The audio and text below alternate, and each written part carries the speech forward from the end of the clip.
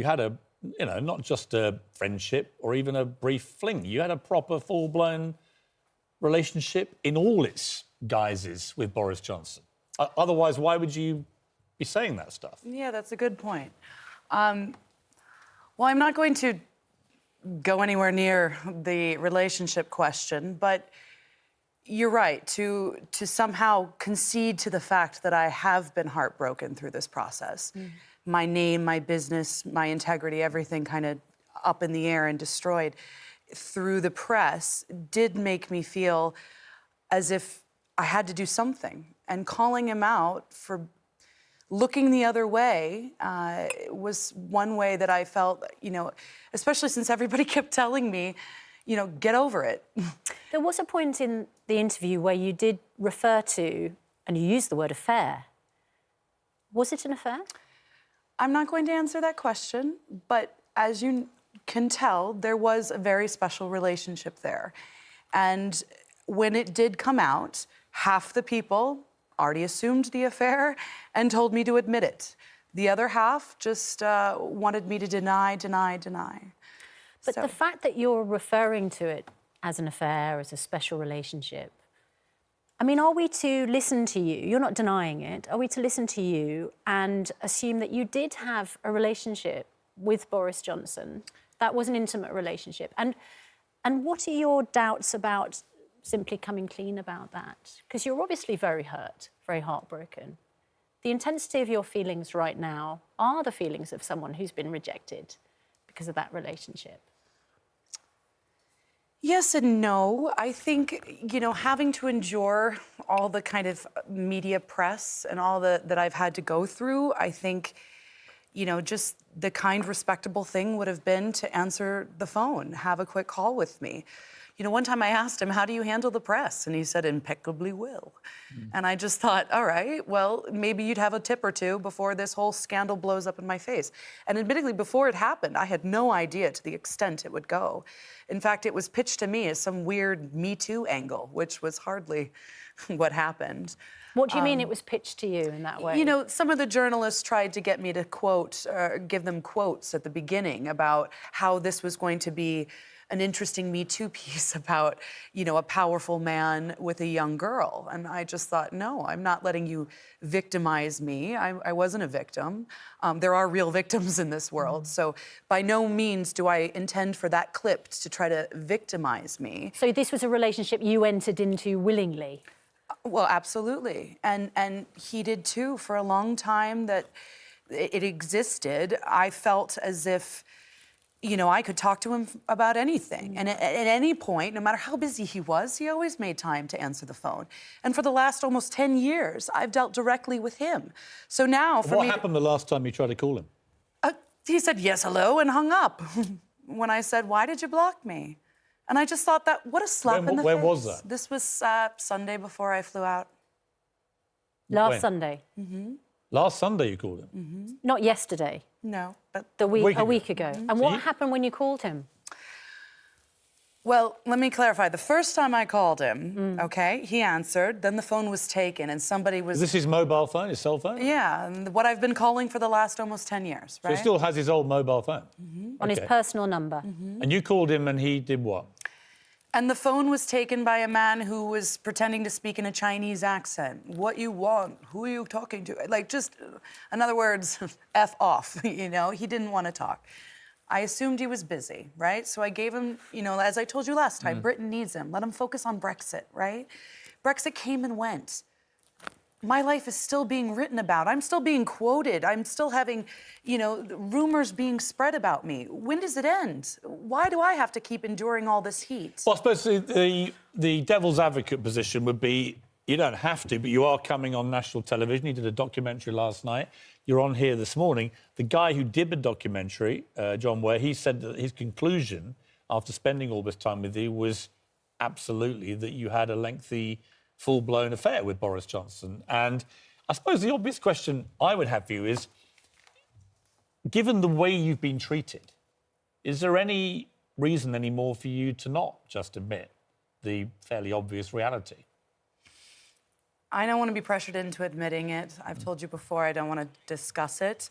I'm pretty sure everyone's already made up their mind. They have, yeah. Would they be right? I'm not going to answer. I know you want me to respond, but it's just one of these things. I think it would make it more explicable to people why you feel so hurt, why you feel so let down and betrayed by Boris Johnson. When he won't even take your call now, and yet for a long period of time you spoke regularly and saw him regularly, and that it sort of explains it more, doesn't it? Sure. And I'm not patronising the British public by trying to play this game. I just don't want to. I just don't want to answer. I don't want to give that definitive answer where then people can say, see, I told you, or, it's just one of these things that has blown up so catastrophically in my face. And I didn't know how to handle this. I'm not a politician with, 20 years experience, so. A lot of people coming on social media saying, come on, Jennifer, spit it out. Why play the game? I'm not playing a game. That's what they're saying. Fair enough, that they have already made up their minds. There's nothing I'm going to say or not say that's going to change it. They've already, why do I need to say it? Is there any relevance, do you think, about the way he treated you and has behaved with you to his fitness to be Prime Minister of his country? Oh, that is a daring question, Mr. Piers.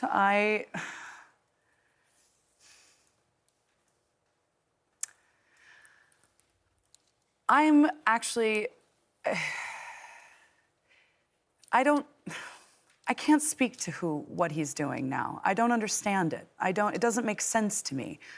Why ignore me? Well, let me explain to you what I suspect it is.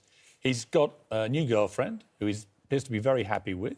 They're living together at number 10 Downing Street. He's the most powerful man in the country. And you represent something from his past that he would like to just forget about. That's pretty obvious to any impartial observer, and however heartless it may be to you, and sure. That's clear from the documentary last night, that's clearly, I would imagine, what his position is. He wants to close that part of his life out. Sure. Well, news, I did move on. I got married and had kids, a child, and I, was trying to build my own business separate to Innotech and the events that I once did with him. The British media pulled me back. I had let that chapter go a few years ago, and I didn't expect to be dragged back in the middle of a massive scandal the way it had. Would you trust him to be a leader of a country? It depends. Are we asking about this upcoming election? Well, Boris has taken a position that nothing in his private life is relevant to his fitness to be a leader. We don't even know as a country how many children he has, for example. Do you know how many he has? I think I have a vague idea. I asked him once. And what did he say? I asked him actually if he had as many kids as Ken Livingstone, and he said no. Right. So, how many children did he say he had to you? Well, he had the 4, and then one with Helena. And he admitted to you that that was his child? More or less, it was indicated. Right. Do you think these facts matter? Is it important that we should know basic information like that about a leader?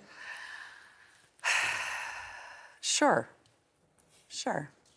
It's part of what I would say, would be becoming of his character to, everybody, for example, loves when Boris speaks, how he's a straight shooter. And he's quite a lad, and everybody would love to go out, have a pint with him, and they love how he just tells you how it is.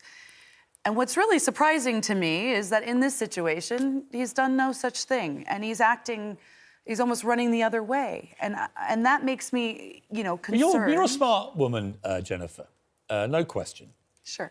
You know what's really going on here. You know why he's doing this. It's awkward for him. He's the Prime Minister, and he's living with somebody else. He's moved on with his life. This was a few years ago, and he just wants to be able to move on. But funny, so do I. What do you want him to be accountable for? And here we are in the middle of this scandal. So why are you sitting here? I'm being attacked with, running off with taxpayer dollars. I'm being accused of special favors and treatments. None of that happened. Every single one of those trade missions. Well, actually, it's Boris Johnson who is mainly the target of criticism in those situations. Except for I've been attacked, accosted, barricaded. People have jumped out of the street. They've jumped in front of the car. They will not let me live my normal life. So you turning around and saying, why don't you just let him go? I did. No, I'm not. 3 years ago. What do you want? want? So I've been dragged back I'm not into telling it. you how to feel or how to behave or anything. I'm telling you that a lot of the viewers watching this, Sure, who watched the previous interview and now watching it again, they're saying, well, what really are you trying to achieve from, say, this interview, for example? What do you hope to achieve? So I would like to clarify 2 points about my trade missions and my events. Yeah? My events were exponentially better. They were very good events. So much so, Boris loved them. They were just as much about celebrating London as they were my little student, And because he loved being a part of them, he had no problem coming. And there was absolutely no conflict of interest because it was just about celebrating London and building And what's London. the other point you want to make? The other point is those trade missions. In that documentary, it happened to show an extract of one email. And the assumption of the way it was edited and narrated assumed that I had to get permission to go to New York to get on that trade mission. Wasn't true. I was already there. What do you want? Because you're going to, are you going to see him while you're in London? Well, I've already told you. I've called him and he hung up the phone on me. And before that, when was the last time you actually spoke to him? A few years ago. Are you going to try and see him while you're on this trip? No. Am I going to try to stand outside Downing Street and stalk him? Absolutely not. Will you try and call him again? I would have thought, no. He knows to call me. It's the right thing to do. And what do you want him to say to you, Jennifer? What do you want him held accountable for? I want him to acknowledge the destruction that I have had to endure, carrying the heat for the last 3 months for this quest for power that he has set himself. Now, great, I am so proud he's achieved his lifelong ambition. But why at the expense of me? Why do I have to be dragged in and thrown around and accused of being, running off with taxpayer dollars and, getting special favoritism? I applied for those trade missions and I went because they wanted me there. Boris had nothing to do with it. Husband make of all this? Oh, my poor husband. I mean, it's been awful for him. I mean, he didn't really believe the extent of the Boris Johnson story in my life or the Alex the Great story. So when all of this came back in, it was like, oh, wow, this is... Were you still seeing Boris when you met your husband? No. There's no crossover? No. Has your husband been upset by this? Of course. I mean, devastated. It's been embarrassing for him. I mean, he's the brilliance behind Hacker House. It is his technical acumen that has been exponentially better. And because of this, frivolity with DCMS or these, accusations about me running off with taxpayer dollars, he's been dragged into the mess of it too. You could choose, of course, not to speak publicly. Yes. But you have chosen to speak publicly. And I've chosen because the British press have a tendency of quoting you even when you don't give them quotes. And they also have a tendency of making up wondrous stories. For example, I lost my laptop. Never happened. I charged £1,000 a head to my baby shower. Never happened. Had men's suitors there. Never happened. So you feel that by speaking in a live broadcast interview... Yes, I need to show the British public that I am not the blonde bimbo ex-model that they think I am. I did not run away with their taxpayer dollars. There was absolutely no favoritism. My relationship or non-relationship with Boris Johnson has absolutely nothing to do with every single credential I've done in London. Jennifer, we've got to leave it there. We've given you, again, time to have your say. I do think, in a way, you've been a victim here. You have. You don't categorise yourself like that, but you were embroiled in a scandal purely because Boris Johnson became Prime Minister. And, the people on the receiving end of your position, it can be very messy and horrible. So I don't, not accept that. It can't be easy having to go through it. There's a flip side. People will say, well, look, you're making documentaries, you're doing big interviews, and you're not really being completely honest about stuff. So there's criticism as well. Am I not being completely honest, or do I just not need to play every card just because the media demands it so? I think if you're going to attack Boris for not being a straight shooter. It would help if you're a proper straight shooter yourself. Am I attacking him or am I just calling him out for not picking up the phone? Yeah, fair enough. Fair enough. Maybe he'll call you. Maybe. And if he did, what would you like him to say?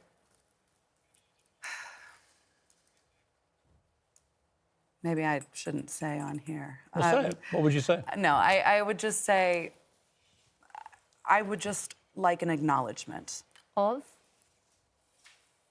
of the fact that I've been made the collateral damage of his quest for greatness. OK. Well, he'll probably be watching this, so his message will be received, and he'll either pick the phone up or he won't. Jennifer Arcuri, Arcuri, thank you very much. much. Thank you.